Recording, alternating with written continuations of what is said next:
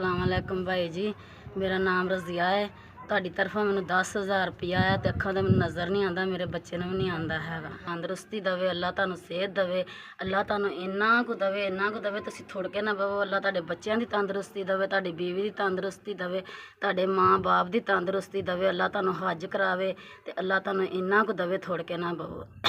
भाई ਜਿਹੜਾ ਵੀ ਸਾਨੂੰ ਪੈਸੇ ਭੇਜਦਾ ਹੈ ਅੱਲਾ ਨੂੰ ਖੁਸ਼ ਰੱਖੇ, ਆਬਾਦ ਰੱਖੇ, ਅੱਲਾ ਨੂੰ ਇੰਨਾ ਕੁ ਦੇਵੇ, ਥੋੜ ਕੇ ਨਾ ਬਹਿ। ਜਿੱਥੇ ਵੀ ਸਾਡੇ ਸਿਰ ਤੇ ਖੈਰੀ ਸਲਾਮਤ ਰਹਿਣ, ਅੱਲਾ ਉਹਨਾਂ ਨੂੰ ਖੈਰੀ ਸਲਾਮਤ ਰੱਖੇ, ਅੱਲਾ ਖੁਸ਼ ਰੱਖੇ, ਆਬਾਦ ਰੱਖੇ ਤੇ ਅੱਲਾ ਵਸਦੇ ਹੱਸਦੇ ਰਹਿਣ।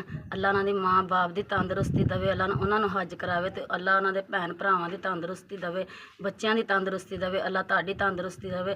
ਅੱਲਾ ਤੁਸੀਂ ਸਾਡੇ ਸਿਰ ਤੇ ਆਬਾਦ ਰਹੋ, ਖੁਸ਼ ਰਹੋ। ਅਸੀਂ ਬੜਾ ਤੁਹਾਡਾ ਇੰਤਜ਼ਾਰ ਕਰਨੇ ਆ ਕਿਦੋਂ ਵੀਰ ਹੋਣਾ ਦੇ ਪੈਸੇ ਆਉਣ ਤੇ ਕਿਦੋਂ ਅਸੀਂ ਆਪਣਾ ਇੰਤਜ਼ਾਰ ਕਰੀਏ, ਆਪਣੀਆਂ ਦਵਾਈਆਂ ਸ਼ਵਾਈਆਂ ਲਈਏ, ਆਪਣੇ ਲੋੜਾਂ ਪੂਰੀਆਂ ਕਰੀਏ, ਆਪਣੇ ਕਿਰਾਏ ਦਈਏ, ਬਿੱਲ ਦਈਏ। ਭਾਈ ਤੁਹਾਡਾ ਬੜਾ ਸਾਨੂੰ ਇੰਤਜ਼ਾਰ ਹੁੰਦਾ ਪੈਸਿਆਂ ਦਾ।